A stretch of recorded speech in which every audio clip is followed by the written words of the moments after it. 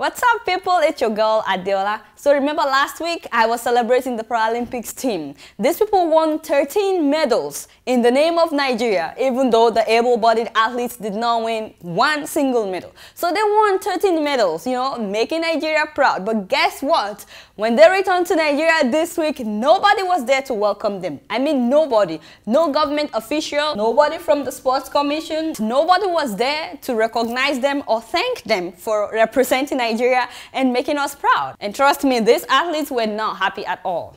Our country, nobody regards us as anybody. Nobody cares about special sport. Nobody even, there is no budget that covers us. Now, God just wants them to know that there is ability in disability. That's what able cannot do, that disabled can do it. Amen, sister. Amen to that. Now, you need to see how Britain welcomed their Paralympic athletes. It's clear the Olympics and Paralympic Games have inspired and changed an entire nation. This parade of British medal winners from both events through central London gave thousands the chance to show their appreciation. It's really great and it's amazing. And I love just how the spirit it brings, how it brings everyone together. You see? Compare that to how the Nigerian Paralympic athletes just slipped out of the airport. Something ain't right. Thank God the media kept reporting this story. The president finally decided to organize an event for them. But I don't know, maybe these athletes did not get the memo that the president is very busy right now. Yes, Mr. President has been very busy traveling to several countries, planting cassava bread. Planting cassava, which will be used to make cassava bread. You get what I'm saying? So in case you missed the news, Nigerian president was in Malawi and Botswana this week, you know, on state visits. Check this out. It's the picture of Nigerian president planting cassava along with the president of Malawi, Joyce Banda. And he was encouraging the people of Malawi to start eating cassava bread. Because according to the president, whenever he's in Nigeria, the only bread he eats is cassava bread. Thank you. See, that explains why he needed the 1 billion naira for food at the beginning of the year for his annual budget. I've been hearing a lot of complaints that Mr. President has been traveling too much since he came into power, that why doesn't he take care of business at home even if he wants to travel? Don't mind the fact that other presidents like Jamaican President Trinidad and Tobago, don't mind the fact that they don't come to Nigeria. It's always Nigerian president that has to go and visit them. I'm telling people, this is a sign that Mr. President is a good man. He's just a good man. You know, good people are just good. Unfortunately, Mr. President did not finish his tour of Botswana. He had to rush back to Nigeria. Nobody knows exactly why. Although there are a lot of speculations that maybe the First Lady's sickness is starting to get serious.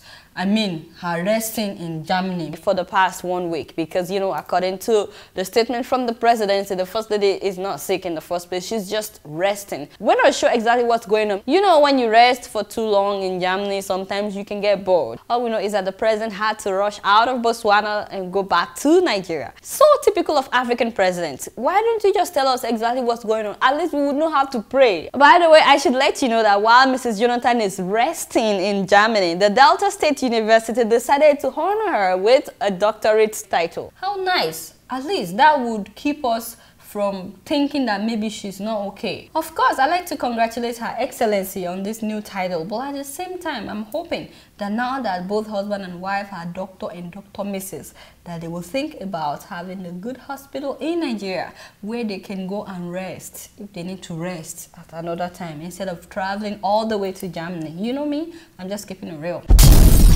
So speaking of traveling, I've seen a lot of crazy stuff happen at airports. Like this one.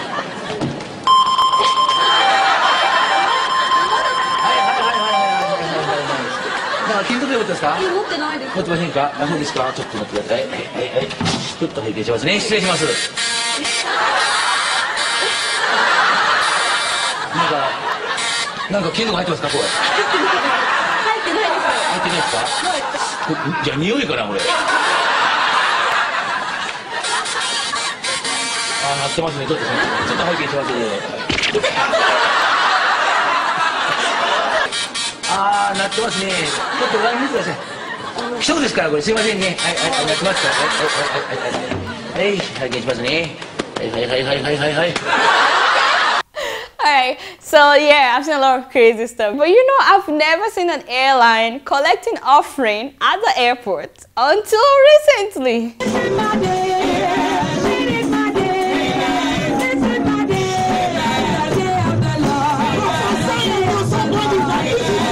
Yo, that's the wrong video. What you doing? You're spoiling my show right now. Hurry up, change it. Sorry, my people. No, that was bro Franklin, you know. Yes, doing what he does best during church service, which is to dance at offering time. But as I was saying, Air Nigeria, yes, that one, thank you. Air Nigeria fired 800 employees last week and decided to go out of business for a year. Now, the news circulating is that this airline is bankrupt. But the owner of the airline, Barrister Jimo Ibrahim, has said, oh, that's not true, we are not bankrupt. In fact, we are good financially. He said the reason why they had to let all of them go is that all the employees are unfaithful. Every one of the 800 employees? That is strange. Like, what? Anyway, this airline suddenly grounded all its planes. But guess what? Some customers that were in London trying to return to Nigeria, they were stranded because they already bought two-way tickets from Nigeria to London and back to Nigeria. So they got to Gatwick Airport in London only to find out that the airline is no longer operating. Hey, come and see drama. The airline officials told the passengers that the only way we can get you on board is if you guys start donating £40 each so that we can buy fuel. In other words, offering time, blessing time. You know, I wish I was there that day. I trust Nigerians. Immediately they heard that somebody jumped on the airline official.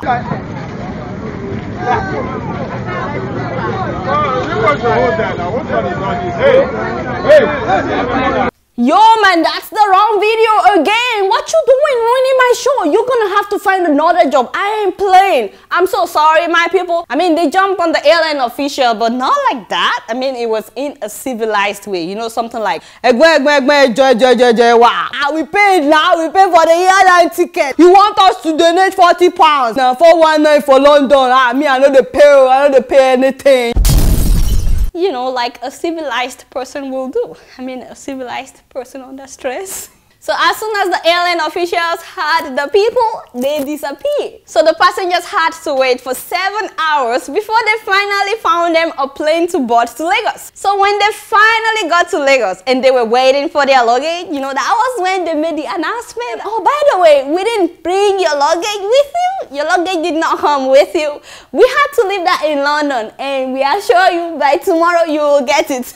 Apparently, the luggage company that was supposed to help them with the luggage refused because of how Air Nigeria has been conducting business with them. The problem now is there are so many other customers that have bought their plane tickets with this airline a long time ago, not knowing that the airline will go out of business. And so as I'm talking with you, there are hundreds of people stranded outside Nigeria, unable to reach any official from this airline to even make any arrangement for a refund. These people just have to buy another plane ticket to get back to Nigeria. See, I knew something was not right when they came up with this new advertisement, you know, at the beginning of the year. Have you seen it?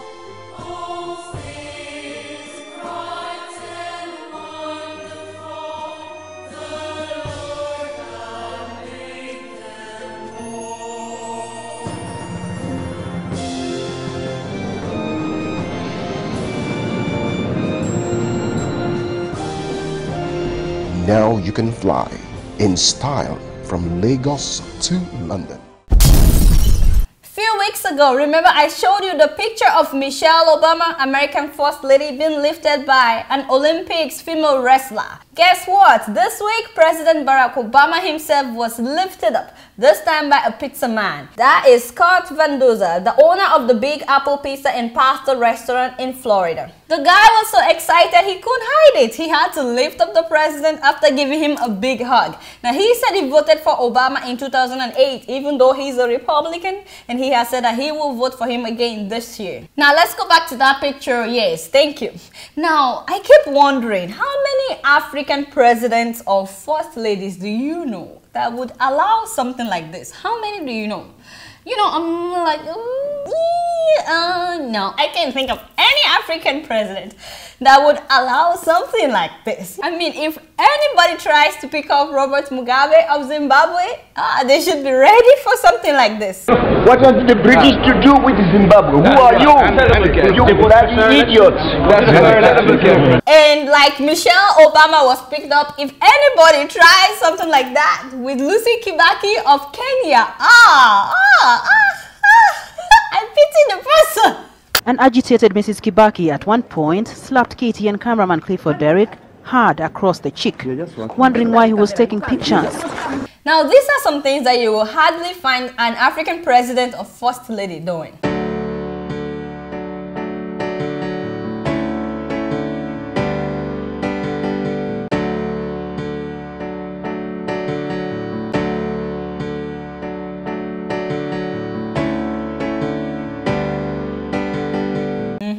I'm just keeping it real. Speaking of Lucy Kibaki, anyone seen her lately? I mean, she's been gone from public functions for like more than a year now. Because, you know, I miss that woman. Yes, she's one kind.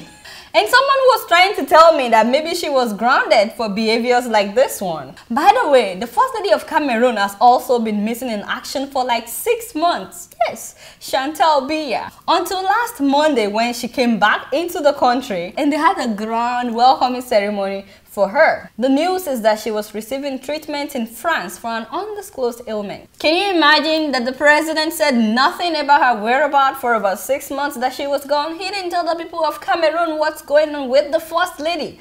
And this is not fair, considering the fact that these people are the ones paying for her wigs. I mean her hair, because yes, I guess if it's on your head, it's your hair. So yes, they're the ones paying for her hair, even though, you know, sometimes she comes out and it's red. And sometimes it is brown. And you know, sometimes it is really brown. You know what I'm saying? And sometimes it's black. Yeah, it's all our hair, but it's always big, you know. You know that big hair comes with big makeup. Yes, baby doll. Bless her heart, bless her heart. I don't know why our leaders in Africa like to hide sickness or anything that may suggest weakness. As for her, I don't think she was getting any treatment in France. I think she was just, you know, getting her hair done, you know, and probably taking some beauty lessons with Paris Hilton. Hey, I'm just keeping it real. Before I leave today, I want you guys to see a little bit of Mali. Yeah!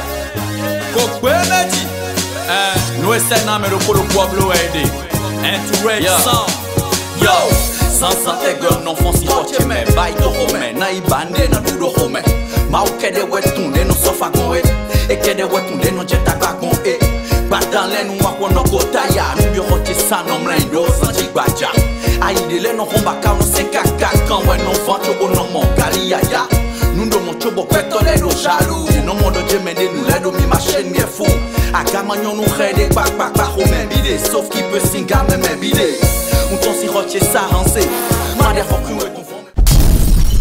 Alright y'all, it's been real and I'm keeping it real right up in here. Until next week, I'ma see y'all later. Peace out.